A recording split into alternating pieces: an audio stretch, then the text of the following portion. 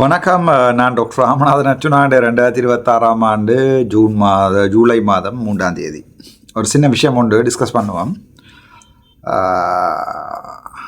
அர்ச்சுனா ராமநாதன் அரசியலில் இருந்து விட்டு போனால் என்ன செய்வார், சாப்பாட்டுக்கு என்ன செய்வார், அப்படி கணக்கு பிரச்சனை. அதாவது அர்ச்சுனா ராமநாதன் எம்பி போஸ்ட்டை கௌசல்யாட்ட கொடுத்தா சாப்பாட்டுக்கு என்ன செய்வார். அர்ச்சுனா ராமநாதன் அது நான் தான். அர்ச்சுனா ராமநாதன் வழக்கு எம்பி போஸ்ட் வழக்கில் தீர்ந்து இவர் எம்பி இல்லையண்டா என்ன செய்வார். இதுக்கு பிறகு இவர் அரசியல் நடத்துவாரா, அரசியல் செய்வாரா, இவர்கிட்ட தொழில் போயிட்டே, இவர் இப்போ டாக்டர் இல்லையே, இவரே டாக்டர் என்று சொல்லி கொண்டு இருக்கிறார். அப்படி கணக்கு அதை ஜோந்தன் ஒரு வீடியோ ஒன்று பார்த்தேன்னா அதில் ஜோந்தன் தெளிவாக சொல்லியிருக்குது. ஆனால் நீங்கள் இந்த பொலிட்டிக்ஸ் செய்கிறது உங்களுக்கு ஸ்ட்ரெஸ்ஸாக இல்லையோ இருக்கோ தெரியாது, ஆனால் பார்க்குறவங்களை நேசிக்கிற எங்களுக்கு ஸ்ட்ரெஸ்ஸாக இருக்குண்டு ஜோந்தன் நேற்று ஒரு வீடியோன்னு சொல்லியிருக்கு. ஜெகதாசிட்டையும் சொல்லியிருக்கிறேன் புதுசாக ஒரு யூடியூப் எடுத்து தொடங்க சொல்லி. என்னடா நாங்கள் போகிற இடங்கள் வார இடங்கள் அதில் எல்லாம் மீடியாவுக்கு நெடுக ஏற்றணும், எனக்கு நெடுக போட்டுட்ருக்கல. ஸோ ஜெகதாசிட்ட சொல்லியிருக்கேன், நாங்கள் எங்கெண்ட விஷயம் சம்மந்தமான வீடியோவை ஜெகதாசிட்ட சொல்லியிருக்கேன். வேறொரு தனி சேனலில் நீங்கள் போடுங்கோ, நாங்கள் போகிற வார இடங்கள் என்ன செய்கிறோம் என்ன ஹயக்கிறோம் சனம் விளங்கட்டும், சனம் பார்க்கட்டும். இப்போ பிரச்சனை முழுக்க அர்ச்சுனா ராமநாதன் சாப்பாட்டுக்கு என்ன செய்ய போகிறார் என்கிறது தான் பெரிய பிரச்சனையாக கிடையாது. நேற்றுக்கும் எனக்கு கோல் வந்துச்சு 3 இடத்துல இருந்து. ஜெர்மனியிலேருந்து ஒரு அக்கா அவரால் எடுத்தவா, கனடாவில் இருந்து அண்ணா அவரால் எடுத்தவர், அதோட ஜெர்மனிலேருந்து இன்னொரு அண்ணா அவரால் எடுத்தவர். அவருக்கு கனாலமாக கோல் ஆன்சர் பண்ணல. மற்றது ஃபாரின்ல இருந்து எடுக்கிறாங்க, மற்ற நம்பர்களுக்கு எடுத்துருப்பினா அந்த மற்ற நம்பர்கள் ஒர்க் பண்ணல. கச்சக்கமானாங்க தம்பியோட இந்தியாவில் நிற்கிற காசு இருக்காண்டு. அப்போ நான் சொன்னோம் சம்பளம் 4 லட்சம் ரூபா காசு, அந்த சம்பளத்தோடு நான் அந்த சம்பள காசு கிடக்குது. ஃப்ளைட்டுக்கு 1,20,000 ரூபா ஃப்ளைட்டுக்கு, மற்றது என்னோட வந்தாக்கள் போனாக்களுக்கு உரிய காசுகள் அதை போட்டிருக்கணும். இப்போ இங்கே நிற்கிறதுக்கு இங்கே சாப்பாடு சரியான சீப் இந்தியாவில் தெரியும் தானே உங்களுக்கு. ஸ்ரீலங்கன் காசுக்கு 1,200 இருந்தால் ஃபுல் மட்டமாக ஒரு பிரியாணியும் பெரிய ஜூஸ், பெரிய பொட்டில் ஜூஸ் ஒன்று அடிச்சுட்டு போய் கூப்பிடப்படுத்து கிடைக்கலாம். இங்கே சாப்பாடுக்கும் பிரச்சனை இல்லை.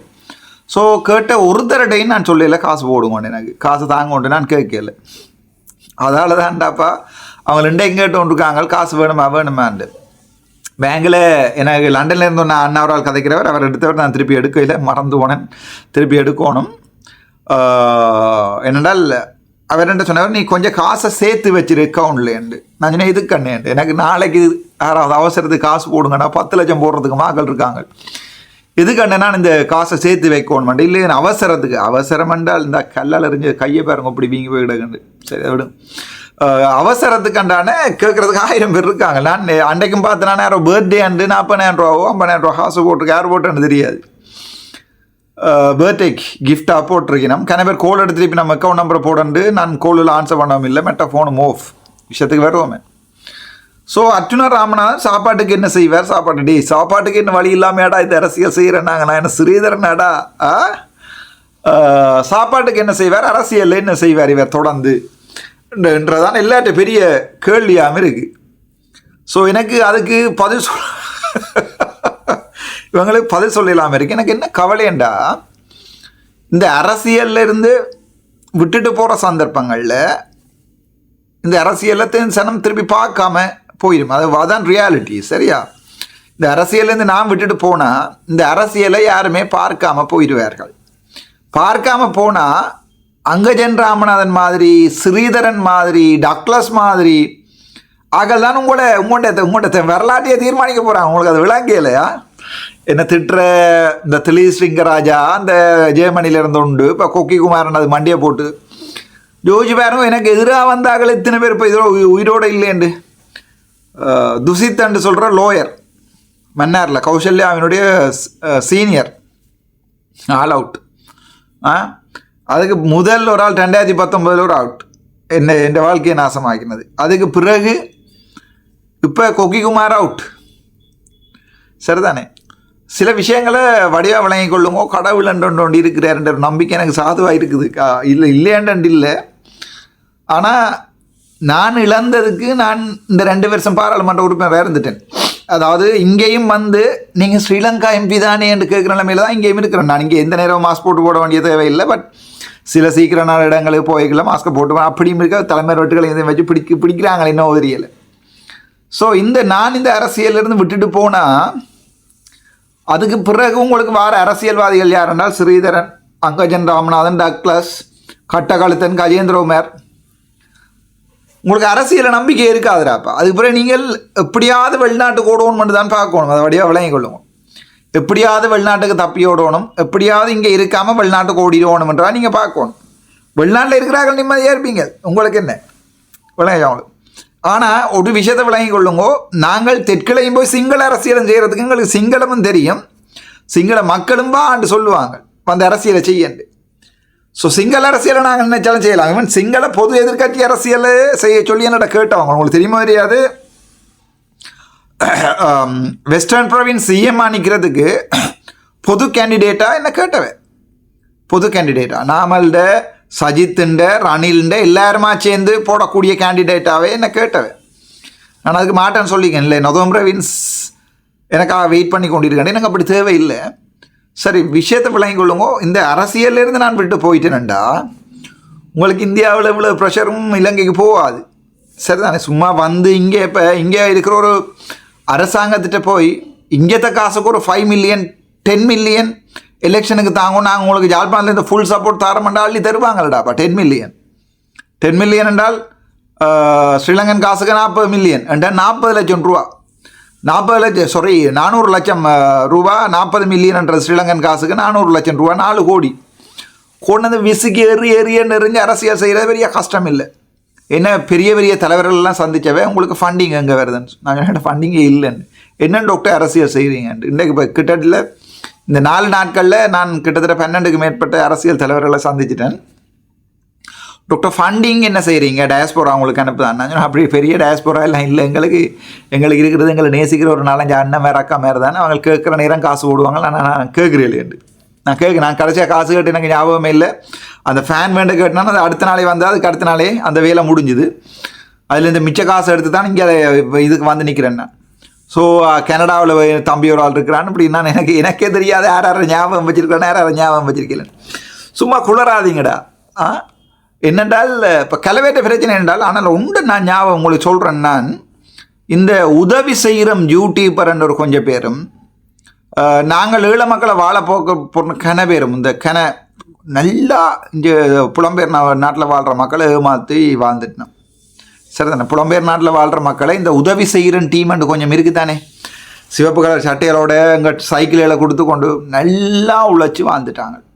எங்கள்கிட்ட கேட்டவே இவங்களுக்கு எதிராக வழக்கு போட சொல்லி கிட்டத்தட்ட 3-4 கோடி கொடுத்துட்டேன் டாக்டர். இவங்கள்ட்ட ஏமாந்து ஒரு அண்ணா ஒரு ஆள் சுவிட்சர்லாண்டில் இருந்து அதை கௌசல்யா அந்த வழக்கை செய்ய வழி கிடைக்கல. பிரச்சனைடா 10 வருஷம் தாண்டிட்டு, அதாவது இப்போ பேமெண்ட்டை கொடுத்து இத்தனை வருஷத்துக்குள்ள வழக்கு போடணும் நம்பிக்கை நிதி மோசடி, அதை தாண்டிட்டு அதால் அந்த சுவிட்சர்லாண்ட்லேருந்து அந்த வழக்கை போடலாம் போயிட்டு எங்களுக்கு. அதோட அவருக்கு இவைக்கு எதிராக வழக்கு போடுறாண்டு பவரை பெற்றோனிய வேண்டின நேரம் அந்த வழக்கு போடுற ஆளுக்கு ஆப்படிச்சு டிவியோட சேர்த்துட்டார் கல்லரோட. ஸோ அதால் நான் பிரச்சனை கவனமாக இருங்கோ, புலம்பெயர் நாளில் இருக்கிறார்கள், சரியான கவனமாக இருங்கோ. இப்போ பெரிய பிரச்சனை அர்ச்சுனா ராமநாதன் என்ன செய்ய போகிறார் சாப்பாட்டுக்கு, அவர் என்ன செய்கிறார் இந்தியாவில் போய் என்று தான் பெரிய பிரச்சனை. இப்போ நான் இந்த தடவை யாரை சந்திச்சேனான், என்னென்ன செஞ்சேன் கதைச்சினான்ன்ற விடயங்களை கதைக்கிறதாகவும் இல்லை, வெளியில் வீடியோ போடுறதாகவும் இல்லை, படங்கள் போடுறதாகவும் இல்லை, ஃபேஸ்புக்கும் இல்லை போடுறதுக்கு. ஸோ இவன் எங்கே வந்து இந்த 5 நாள் திரிகிறான், எங்கே நிற்கிறான் அண்டு பெரிய கடன் டவுட்டில் ஓடு திரினம். இவன் இந்த எங்கள்ட அண்ணாவே அனுப்பினார், எங்கள்ட பெப்பர் அண்ட் சால்ட் இன்பா அண்ணாவே மெசேஜ் அனுப்பினா டாக்டர் உங்களை பார்க்கலாமான்ட்டு. வேறு சூரிய அண்ணன் இது ஒரு சீக்ரெட் பயணம், நிற்கிற இடங்கள் போகிற இடங்கள் வார இடங்கள் நான் பெருசாக சொல்ல விரும்பல. அதால் யாரையுமே சந்திக்கலை, முயிலனவோ இல்லை வேறையோ இல்லாடி எங்கள்ட போத்தீஸில் இருக்கிற தம்பி யாரையுமே நான் சந்திக்கலை. சரிதான், நான் வந்தேன்னா இந்த வேலையை முடிச்சேன்னா போனேன். இப்போ என்ற நான் வெளிப்படையாக கணக்கு இருக்க இவைக்கு அது வந்து ஒரு அட்வான்டேஜாக இருக்குது. வேறு என்ன செய்கிறாமன்றதை கண்டுபிடிக்கிறது மேக்ஸிமம் ட்ரை பண்ணாமல் முட்டாள்தனமாக வெளிப்படையாக இருக்கிறது தயாராக இல்லை. ஒரு விடயம் இது.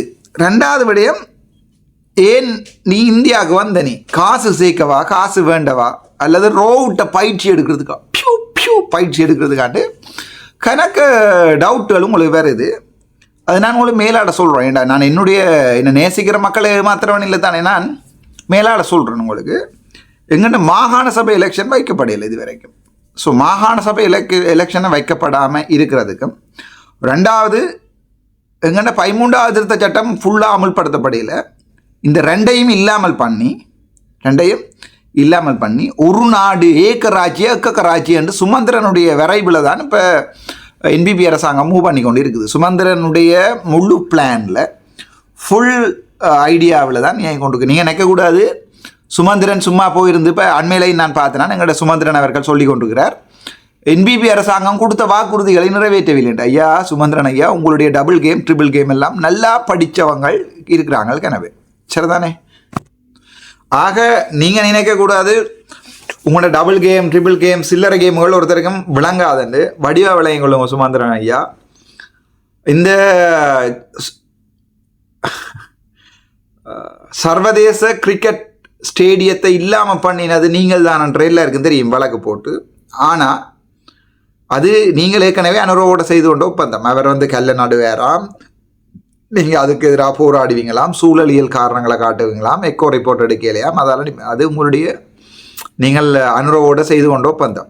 ரெண்டாவது, இந்த இண்டோர் ஸ்டேடியம் இருக்குது தானே, அது கூட அனுரோ ஒன்றும் யாழ்ப்பாணத்துக்கு தந்து கிழிக்கிற அனுரை ஒரு பச்சை பொய்யன்ன்றதுக்கு இது ரெண்டுமே நல்ல உதாரணம், சரிதானே? மிகப்பெரிய பொய்யன்ன்றதுக்கு மிகப்பெரிய பச்சைன்றதுக்கு இது ரெண்டுமே உதாரணம். உங்களுடைய அன்புக்குரிய ஜனாதிபதி அவர்கள் அதுவும் திட்டமிட்ட ரீதியில் நீங்கள் காசு ஒதுக்குற மாதிரி ஒதுக்குவீங்களாம்.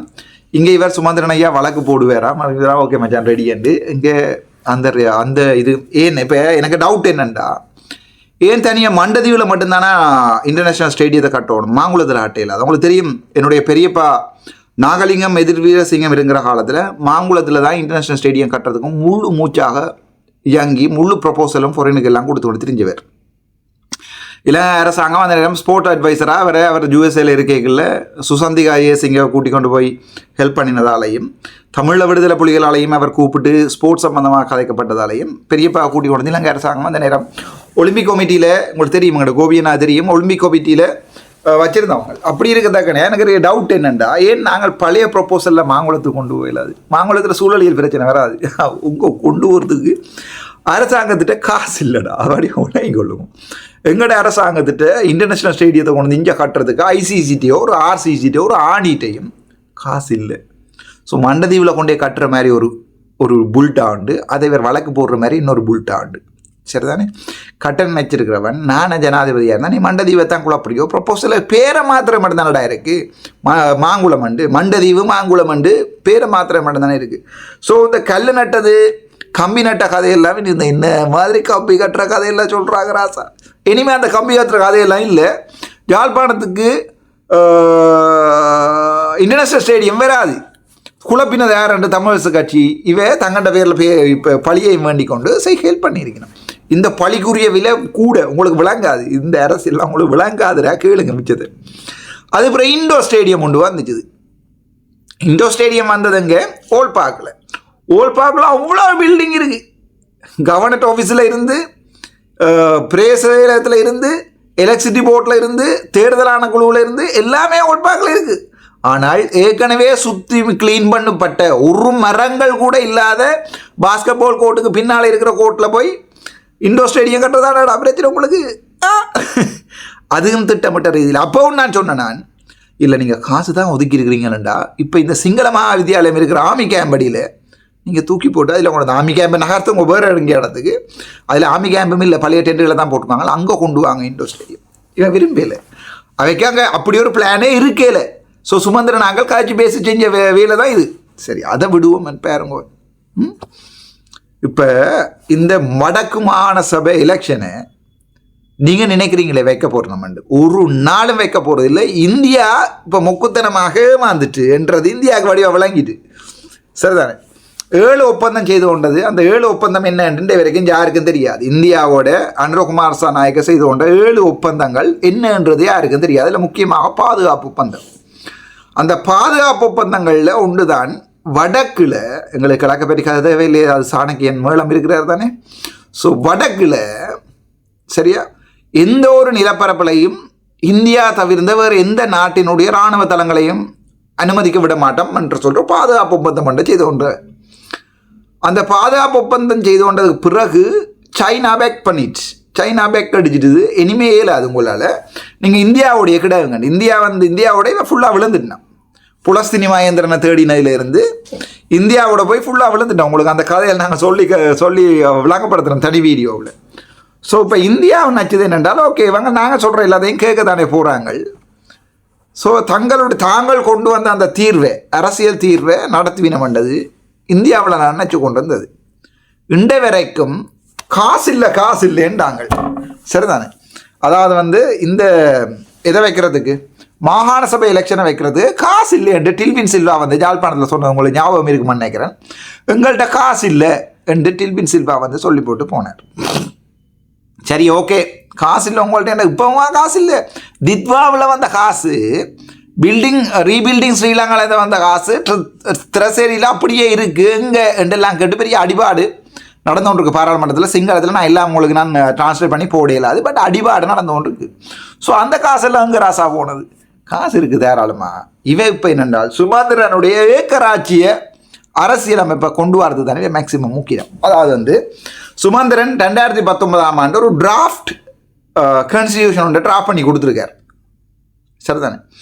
அதாவது இது ஒரு நாடு, சிங்கள பௌத்த நாடு, ஒரு நாடு 2 தேசம். இந்த பேக்கதை எல்லாத்தையும் சிலத்தை ஏமாத்தாதீங்கடா, கேளுங்க. இது ஒரு நாடு என்று சொல்லித்தான் சுமந்திரன் அந்த ஒரு நாடு, திஸ் இஸ் ஏக்கராஜ்ய, ஏக்கராஜ்ய இல்லை ராஜ்ய இல்லைன்னு சுமந்திரன் வேறு எங்களுக்கு உருட்டுறான் பாவி. என்ன இருது நாங்கள். ஸோ இது அந்த கான்ஸ்டியூஷனை கொண்டு வரதுக்கு, ஆனால் கொண்டு வந்தால் இங்கே இந்தியா குழம்பு. என்னடா 13 திருத்த சட்டம் இல்லாமல் போய் 19வது அரசியலமைப்பு சட்டம் வரைக்கும் திஸ் இஸ் ஏக்கராஜ்ய. ஆகவே நீங்கள் இங்கே 2 நாடு இருக்கலாது, 2 இது இருக்கலான்றதான் இவர்களுடைய, அதாவது அரசியல் தீர்வு இல்லை. தமிழருக்கு அரசியல் தீர்வு இல்லை. தமிழருக்கு அரசியல் தீர்வு கேட்டு போராடுறதுக்கு தமிழ் தேசிய அரசியல் கட்சிகள் ஒற்றுமையாகவும் இல்லை. சுமந்திரனும் வழக்கே செய்யாத கஜேந்திரகுமார், நான் சொல்லிக்க நடுக சுமந்திரனோட பிசி பிரசிடென்ட் கவுன்சில் சும்மா சேவை இல்லாமல் கெஸ் பண்ணக்கூடாது. சுமந்திரனுடைய நரிப்புத்தியை, கெட்ட நரிப்புத்தி, சரி, தமிழரை துவச்ச நரிப்புத்தி சுமந்திரனுடைய நரிப்புத்தி. 2016ஆம் ஆண்டு எங்கள்கிட்ட இன்டர்நேஷனல் இன்கொயரியை நாசமாக்கினதுலேருந்து 2019ஆம் ஆண்டு கான்ஸ்டியூஷன் எழுதி கொடுத்துட்டு அணிலுக்கு கேம் அடிச்சிருந்து கடும் வேலை செய்து சமழ்நாட்டுக்கு மிகப்பெரிய ஒரு பாவத்தை தந்த தலையில் வேண்டி கொண்டது எங்கள்ட சுமந்திரன் ஐயா. ஸோ சுமந்திரன் ஐயாவினுடைய இந்த அரசியலமைப்பு ஆதரவில் தான், அரசியலமைப்பு இந்த டிராஃப்டில் தான் இப்போ என்பிபி அரசாங்கம் தொங்கிக்கொண்டு நிற்குது. அதில் கொஞ்சம் விலத்தி தமிழருக்கு ஏதாவது கொடுக்குற மாதிரி கொடுத்துருவோமான்றதான் இவர நப்பாசை. அதுக்கு இந்தியாவோ மண்ட மாட்டுது. இந்த 19வது அரசியலமைப்பு சட்டம் கொண்டு வருமாக இருந்தால் அந்த 7 உடன்படிக்கையை இந்தியா கை வைக்கும். சரிதானே? இப்போ உங்களை விளங்கி இருக்க மாட்டேங்கிறேன். அர்ச்சுனா ஏன் இந்தியாவில் அடிக்கிறாங்க? அர்ச்சுனா ஒரு சின்ன புள்ளியடாப்பா. அர்ச்சுனாவால் ஒன்றுமே செய்ய இயலாது. பேந்தேண்டாப்பா என்ன போய் தேடி கொண்டு கொடுங்க, எந்த எம்பி போஸ்ட் இல்லாமல் போயிட்டா, எந்த அந்த போஸ்ட் இல்லாமல் பேசாமல் விடுங்களேன்டா நம்மளை வாட்டில். நான் எங்கேயாவது வெளிநாடுகளில், அமெரிக்காவில், லண்டனில் போய் அசைலம் அடித்து போட்டு எங்களோட வாழ்க்கை மிச்ச வாழ்க்கையை வாழ்ந்து செத்து போகிறோம். ஏன்டா இந்த அரசியலுக்கு கொண்டு இன்றைக்கு வச்சு இழுத்து வச்சு கொண்டாலும் படிக்கிறீங்க? இதெல்லாம் நீங்கள் யோசிப்பீங்க, பார்ப்போம். ஆனால் இந்த மாற்றத்துக்கு நானோ அல்லது தமிழ் அரசியல் தலைவர்களாக எதுவுமே செய்யலாது. ஏனென்றால் 8 பாராளுமன்ற உறுப்பினர் வச்சு கொண்டிருக்கிற தமிழரசு கட்சி தான் இந்த இதுக்கு சப்போர்ட் பண்ணுது. சரிதானே? ஆகவே வடிவ விளையும் கொள்ளுங்க. இவர்களுடைய இந்த மாற்றத்துக்கு மொத்தம் 11 தமிழ் பாராளுமன்ற உறுப்பினர்கள் வடக்கில் இருந்து, அதில் 8 வச்சிருக்க வடக்கில் இருந்து இல்லை வடக்கு கிழக்கில் இருந்து நினைக்கிறேன் தமிழ் தேசிய பாராளுமன்ற உறுப்பினர்கள். அதில் இந்த 8ம் ஒரு கெட்ட வேலையை செய்து அனுராவுக்கு சப்போர்ட் பண்ணுது. அதால் அர்ச்சுனாவை எஜெக்ட் பண்ணி நான் பாராளுமன்றத்தில் எந்த கதை அவுட். செல்வெண்ணைக்கு தான் ஏற்கனவே 4-5 வழக்கு கிடக்கே. ஸோ நீங்கள் என்னென்ன காரை கொளுத்துனீங்க, பெட்ரோலை கொளுத்துனீங்கன்னு செல்வெண்ணையை வந்து செல்வ மடக்கணும்னா மூடிடும். அப்புறம் கயந்திரமேர் மூடவே தேவையில்லை. நான் மூட மாட்டேன் மூடாத மாதிரி இங்கே குளர்றேன், நீ அங்கே மூட பண்ணுற மாதிரி வழக்கு போட்டு நாங்கள் இணக்க சபைக்கு போகிறோம்ண்டு கஜேந்திரமேர். ஸோ பாவண்டா தமிழன் பாவம். அவ்வளோதான் உங்களுக்கு சொல்லுவேன். நான் இந்திய பயணத்தில் நான் முடிவு வந்தது, தமிழன் பாவம். தமிழனை யாரும் மிக பார்த்தீங்கள. என்னுடைய அறிவுக்கு ஏற்ற மாதிரி இந்த 5 நாள் இந்திய பயணம் இண்டியோட முடிவடைகிறது. எனக்கு நம்பிக்கை இல்லை. தமிழீழ விடுதலை புலிகளுடைய போராட்டத்துக்கு நியாயமான ஒரு தீர்வு கிடைக்கும். இனப்படுகொலைக்கு ஒரு நியாயமான தீர்வு கிடைக்கும். சர்வதேசம் எங்களுக்கு உதவி செய்யும். இந்தியா எங்களை காப்பாற்றும் என்று நான் இப்போ நம்புகிறேன். தமிழ்நாட்டுக்களால் ஏதாவது செய்யலாம்னு பார்க்குறேன். ஆனால் அதுவும் இல்லை. எங்களோட 44,000 போராளிகளை அவங்களுடைய தியாகங்களுக்கு ஒரு விடயம் கிடைக்குமான்னு கேட்டால் இல்லை. காலங்காலமாக புலம்பெயர் நாட்டில் இருந்து இந்த கூத்தாடிகள், புலம்பெயர் போலி புலி கூத்தாடிகள் கூத்தாடிச்சு கொண்டு தான் இருக்க போகிறாங்க. இங்கே இருக்கிற தமிழ் அரசியல்வாதிகள் தங்களுக்கு விரும்பின மாதிரி தாங்கள் ஒர்க் பண்ணி கொண்டு தான் இருக்க போயிடும். நாடு கடந்த தமிழ் அமைப்பு அப்படியே நாடு கடந்த அமைப்பாக இருக்கத்தான் போகுது. என்னால் முடிஞ்ச வரைக்கும் ட்ரை பண்ணி ஒரு கடைசி கட்டத்தில் நிற்கிறேன். நாங்கள் பார்ப்போம். இது சக்ஸஸ் ஆகினால் மாநசபை எலெக்ஷன் வைப்பினோம், இல்லை மாநசபை எலெக்ஷன் வைக்க மாட்டோம். அவ்வளோதான் எனக்கு உங்களை சொல்லலும். ஆனால் நம்பிக்கையை இழந்துண்டு போகிறேன்ன்றது எனக்கு நன்றாகவே தெரியுது. அதாவது 8 தமிழ் கட்சிகள் பாராளுமன்ற உறுப்பினர் கொண்டிருக்க தமிழரசு கட்சி என்று பெரிய கட்சி என்று சொல்லி எங்களுடைய தமிழருடைய எதிர்காலத்தை தீர்மானிக்க போகிற கட்சி என்று சொல்கிறீங்களே நீங்கள், உங்களுக்கு வைக்க வேண்டிய ஆப்பை தெளிவாக வச்சிருக்கிறது. நன்றி, வணக்கம். டாக்டர் அர்ச்சனா.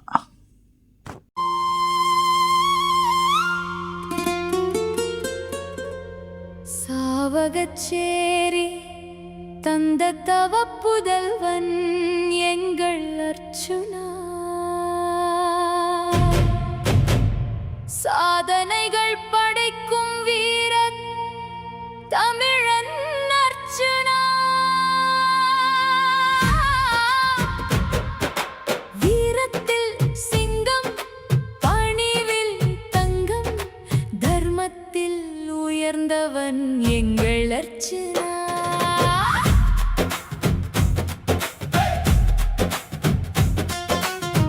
மண்ணின் மனம் சுமந்து வந்தான், மக்களின் நெஞ்சில் இடம் பிடித்தான், உண்மையின் பாதை விட்டு விலகா உயர்ந்த நெறியில் தினம் நடந்தான். சோதனை வந்தால் சோர்ந்து போகா, சூறாவளி வந்தாலும் தலை குனியாதா, நம்பிக்கை தீபம் நெஞ்சில் ஏந்தி நாளை வெல்வான் வீரன் என்றே. சாவகச்சேரி தந்த தவ புதல்வன் எங்கள் அர்ச்சனா, சாதனைகள் படைக்கும் வீர தமிழன் அர்ச்சனா, வீரத்தில் சிங்கம், பணிவில் தங்கம், தர்மத்தில் உயர்ந்தவன் எங்கள் அர்ச்சனா.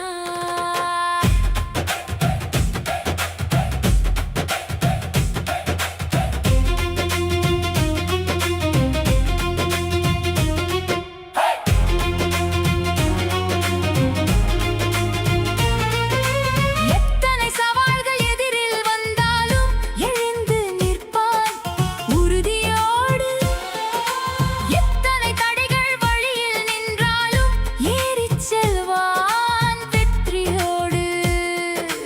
மக்கள் குரலை மனதில் சுமந்து மண்ணின் பெருமையை மார்பில் தாங்கி நீதியின் கொடியை உயர்த்தி பிடித்து நிமிர்ந்து நிற்பான் நெஞ்சம் கொண்டு.